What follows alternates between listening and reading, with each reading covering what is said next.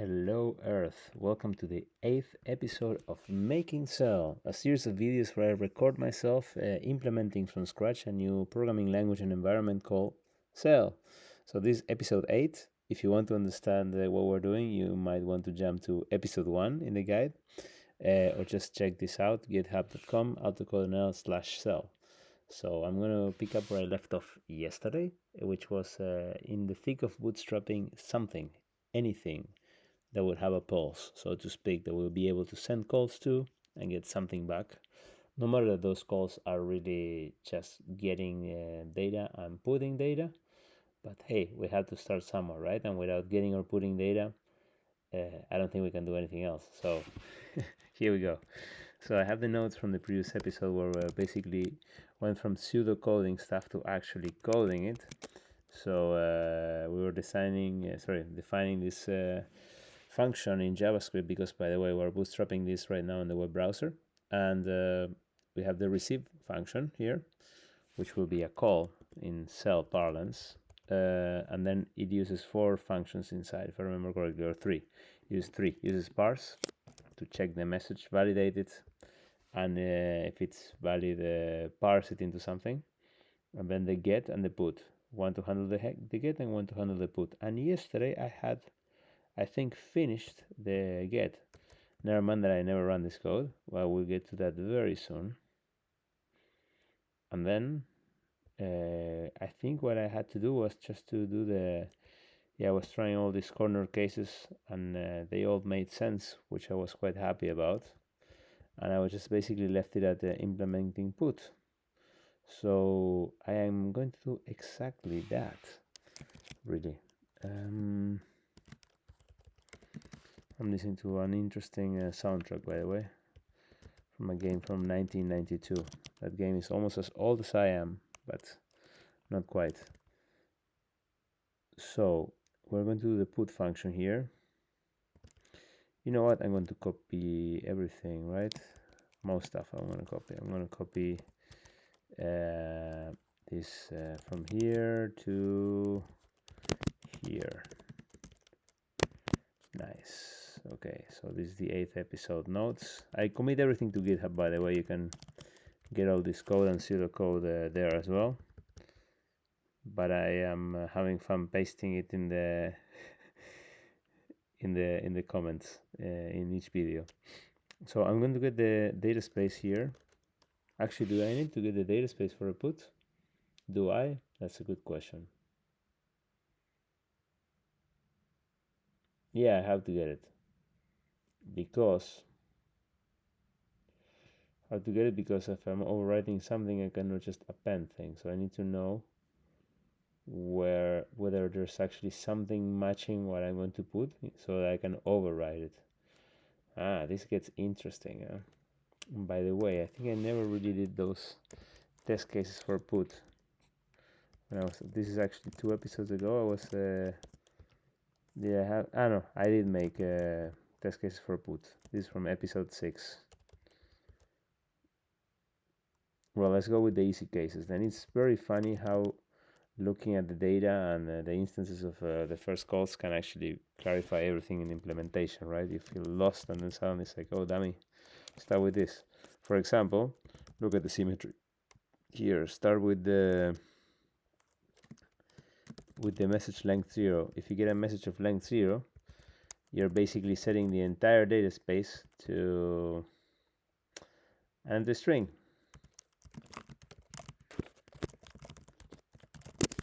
I guess I cannot just return it. So I need a helper function, which means do I need a help? Actually, let's not use the helper function until I know what I want. I want to do local search, set item, cell, set the entire. If I get a message with no arguments, an empty message, I want to overwrite everything with an empty string. It's like basically deleting everything. So by lack of arguments or elements in our call, we get delete for free, which is pretty cool, I think. Then we just set the entire thing to an empty string, and we return a string saying okay. We want to return something that says, hey, it's all good. that's the case where you don't have anything. And then you have the case where you put something. Or if you put only one thing, it starts to get a bit philosophical again. So however many views I had, I just have cut that in half with what I'm going to do right now. So this is interesting because you could say, okay, if you do add, put, foo, add is the notation we use for a call. We are just setting foo to nothing. So effectively we are just deleting it, right? So first of all, what does that mean? Let's say if we start with an empty space and we want to, we can use angle brackets in YouTube comments. If we start with an empty data space and we go with add, put, foo, what am I really doing here? I'm basically setting foo to an empty text.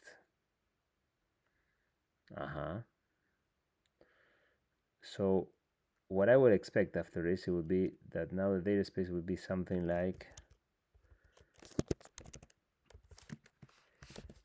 it would be just this foo, and then if I read that as JSON, I would get this. So that is not the absolute absence. So this put is actually not really deleting foo, it's just setting it to empty text. That's it, because I'm using empty text to represent what would be used, what we consider as null or undefined in other languages. So yeah, so it's not actually a deletion. It would be a deletion if you had something like, let's say you start with foo bar and then you do put foo and nothing else, then you would go from foo bar to foo, right? So in that case you would be removing the bar, but you wouldn't be removing the foo. So this is not exactly a deletion. I think I was quite wrong here. It's not a deletion, it's something else. It's set foo to empty text, really.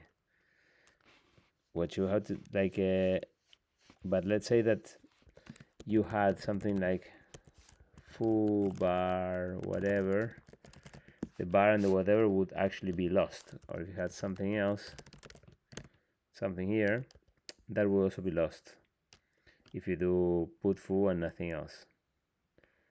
Yeah, so it's not really a delete.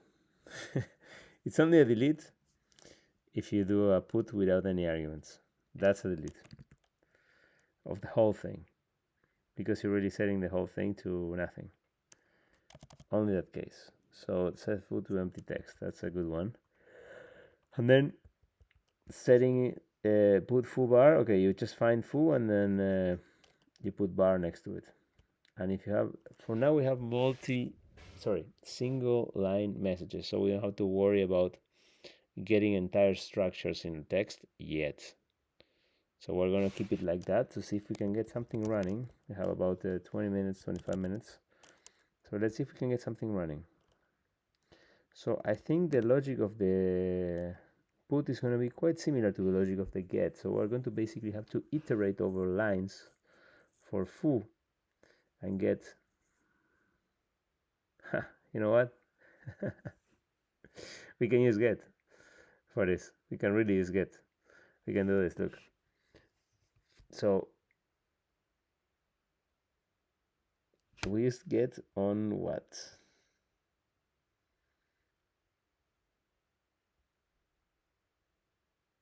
Oh my, this is gonna be tricky. Because we could do get on. This is where it gets interesting. So if we go back to our little treatise here, I have I have pillar 2. Where is it? So we have a single data space, so everything is a path, right? That's the the magic of pillar 2. Everything's a path. So where am I? So here, everything's a path.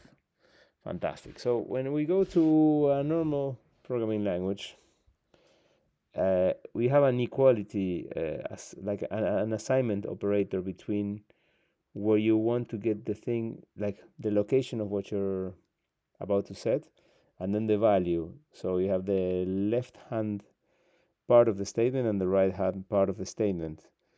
But in cell, I'm really not doing it like that. There's no left side or right side. It does go from left to right, but there's no equal in the middle splitting into two parts. So that has interesting consequences, and I'm trying to figure out if those are actually good consequences.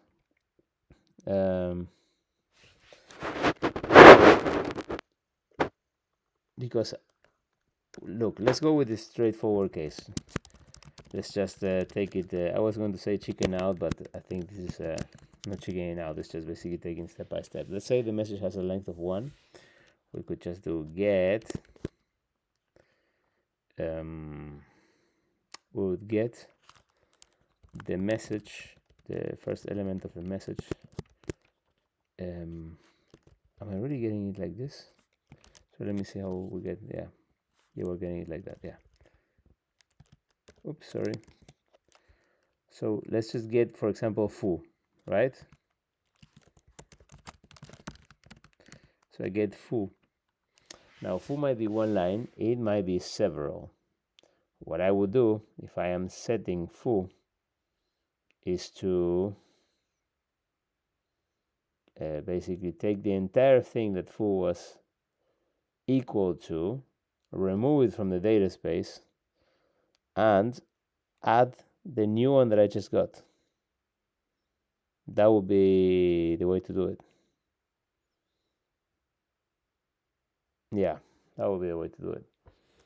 I'm still missing the part about sorting alphabetically things, which I can do in a bit, which is just to remind myself, sort the insertions alphabetically.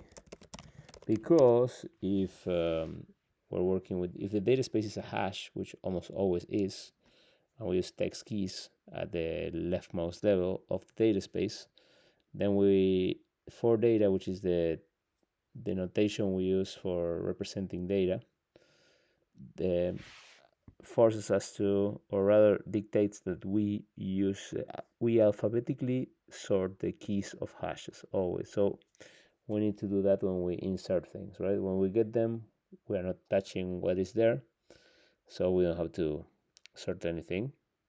But definitely we are when we're putting. That's the moment to sort them. So we're going to ignore that problem for now. We'll get to it very soon.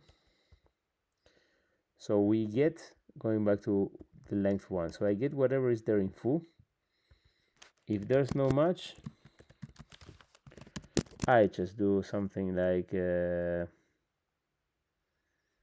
basically local storage set item cell. If basically match is by the way, what do I get if there's no match? If I do, yeah, it will be an empty text. Nice. So if match is empty text, then local storage set item cell to local storage get item cell, the actual thing itself. Actually, we could just do get here, get the whole thing, and then add a, I know this is a bit dirty, but I don't mind at this stage yet. And then I just append a new line. Actually, do I append a new line now? No, I don't want to append a new line, because if this is the first thing that is there, I don't want to add a new line to begin with. I just want to add this and assume that the new lines are always there at the end of whatever was added before. So that's the clean way to do it. When you add it, you put a new line at the end. So then we just add the message, really, right? We're putting foo.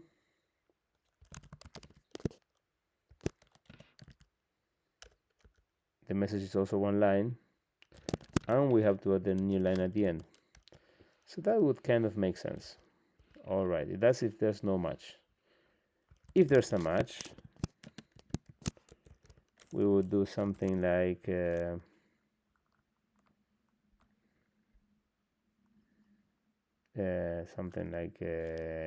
need to get the whole thing, replace the match, but I need to create a new regular expression for the match, which is all that I'm getting.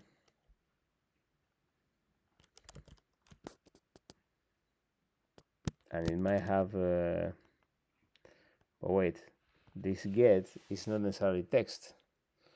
Sorry, it is text. It is text. It's just text joined by new line. So I just need to do a multi-line regex here. Do I care about that? I do, because I'm getting new lines. Multi-line regex JavaScript flag. I forget. Yeah, I think the M flag indicates that instead of matching the beginning and the end, these operators, the caret and the $sign, change from matching only the start of the end of the entire text to the start and the end of any line within this text. So I actually don't want that. I don't want the multi-line behavior. I just want it to be caret here, like the beginning of the whole thing is the match. Yeah. So I just don't want to match something that is not at the beginning of a line. So I want that. So replace me that, and I need to escape this sucker, right? We had an escape function, escapeForRegex.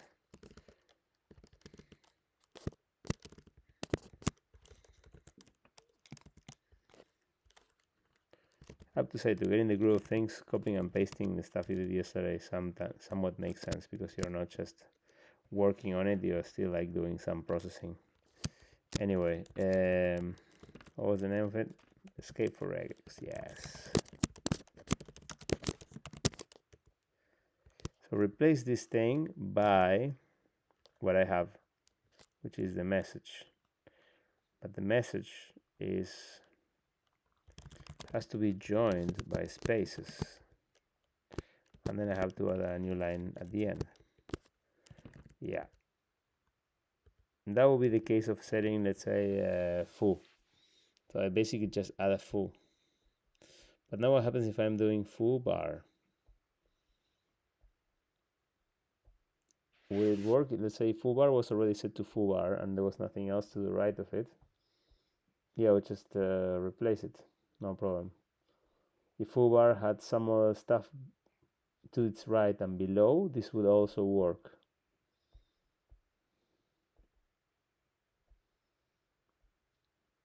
What I want to avoid is that, let's say you have foo.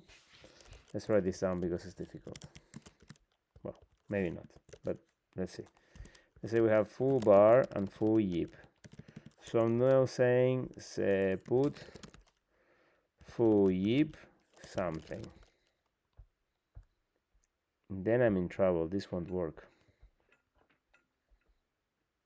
because I have to, so to speak, ignore this foo bar and just attack whatever is here and everything that is indented. Oh, this is gonna be more tricky. Yeah, that won't work. It was too simplistic just to replace everything. I'm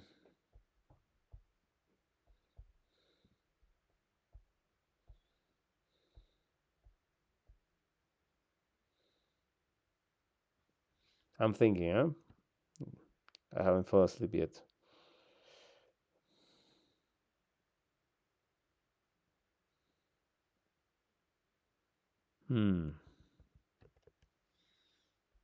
Yeah, I think we need to just account for that.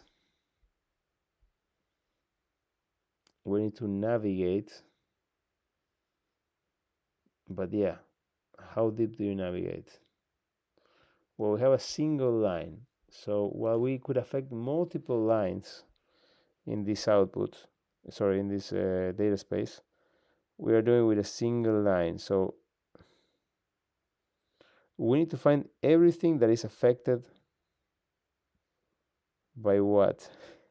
Like, is it going to be affected by the entire message or the entire message except for the last one?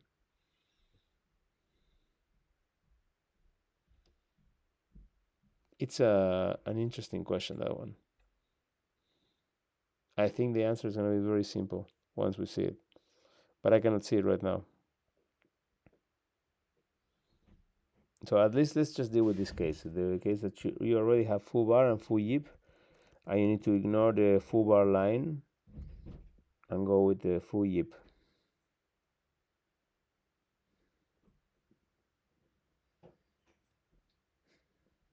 In that case, I'm just finding that line and I'm replacing it.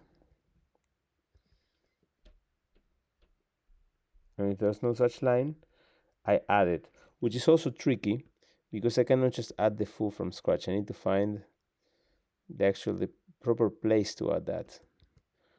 So already when you start to nest it at one level, you get you need this extra logic of finding where. You don't just put it anywhere. You just put it somewhere specific. This would be easier if I didn't use what I call abridged notation in for data, and I did for everything. I would just do something like this: foo, far, foo, yip. Then it would be, I think, easier to just say, okay, give me whatever starts with this, and I'll just replace it. But I think that's less elegant to have all that repetition.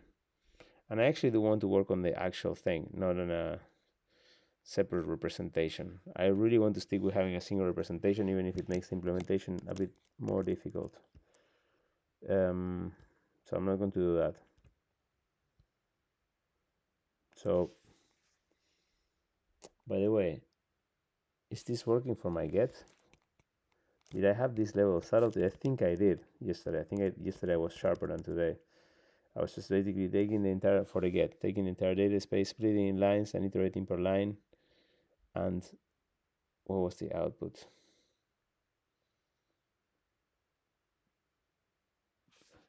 Okay, I'm already seeing an error here. How the hell can output? I guess I was matching for the entire thing that is in output. But output is text. How can I do escapeForRegex on a list? That makes no sense. See, this is why people like to use TypeScript, and I still don't. No, here would be input, I guess, right? Yeah, it's input. Sorry, message. This is wrong still, this logic. I'm basically getting fucked over by the multi-line hashes or lists here. I wasn't having that in mind. This problem also affects get, because let's say I'm getting foo. Okay, sure, you go line by line and you find something that matches foo. Cool. But let's say you want foo yip. So you go line by line saying, okay, I want foo yip. No, I just see foo bar in this line, so it doesn't match. And then the second line I see yip. Just yip with space. Indented by foo, right? So then we're screwed. It doesn't work. It will not match. I'm always under the assumption that I'm matching whatever has foo to its left. But it might not be to its left, it might just be spaces. So the match found would have a number of spaces behind, like before it, at the beginning instead of saying foo. But I also cannot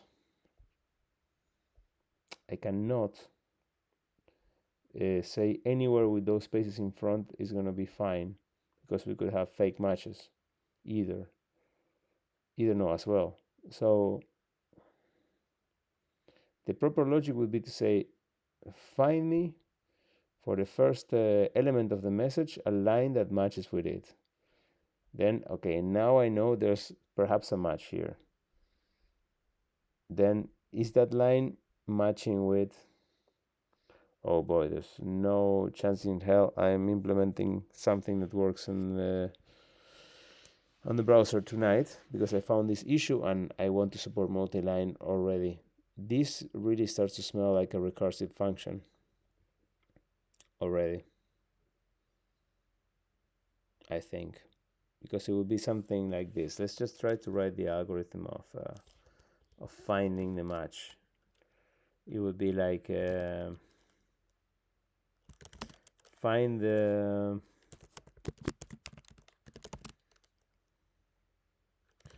line that starts with the first element of the message.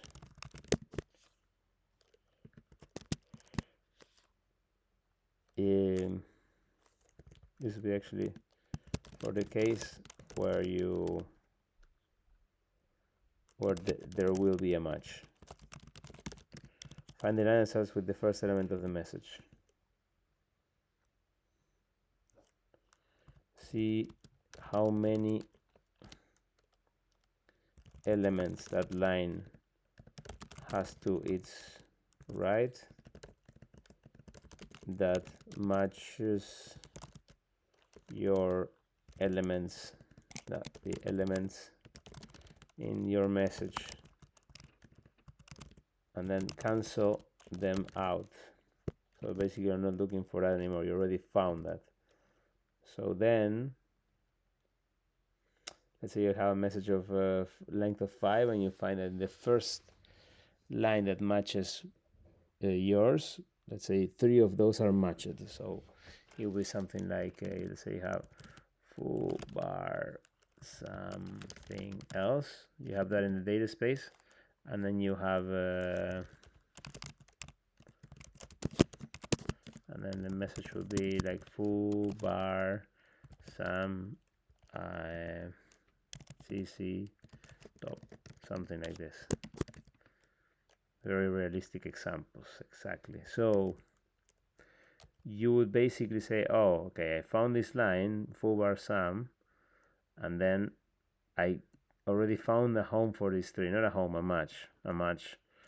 So then what I'm going to do is I'm going to keep on looking now for ZZ top. So I'm going to go for the lines below. I'm just going to look for lines that start with a bunch of spaces that covers the first 3 messages and the spaces between them, and starts with ZZ. And if I do, then if I find that, then I'm going to also find if top is in that very line. And if it is, that's where you find the first line.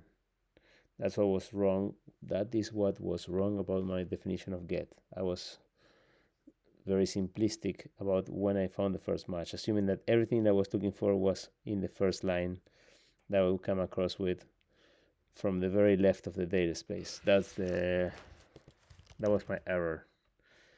So then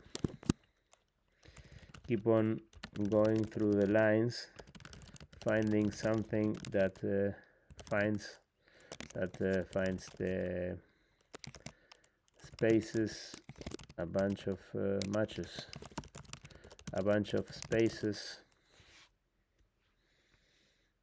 with that replaces the elements already found in your message. Gee, I thought it would be easier to do this, but we will definitely get it done. It's just a matter of grinding it out 1 or 2 more nights. The elements already found in your message, plus the next unmatched message. So just keep on going. When you find it, go back to 2 until you run out of elements in the message. That's your starting line for the match. So that's really what the get brings. Okay, interesting. And then if we use this logic in the put, it would pretty much work, I think. Yeah, because we would just get whatever matches with all the spaces. No, we will still have to do the find properly. It's not just a sheer replacement. I need to write this down.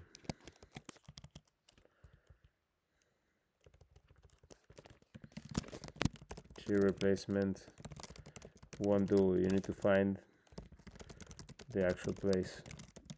We might have to have a function that is called find and gives us a line number. Yeah, that's a good idea. Implement find, which gives you the line number at which your data is.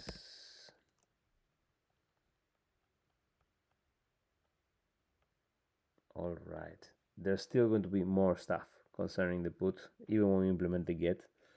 I'm thinking of things that were already set to, let's say, a level 6 of depth, and then suddenly you come with something that has only a level 3. So you're throwing away a lot of data. We need to be sure we're doing that right. Okay, I think we're going to call it a night. I wanted to get further, but I couldn't. But we made progress. And at this stage, that's all that matters, really. So thank you very much for watching, and I'll see you tomorrow.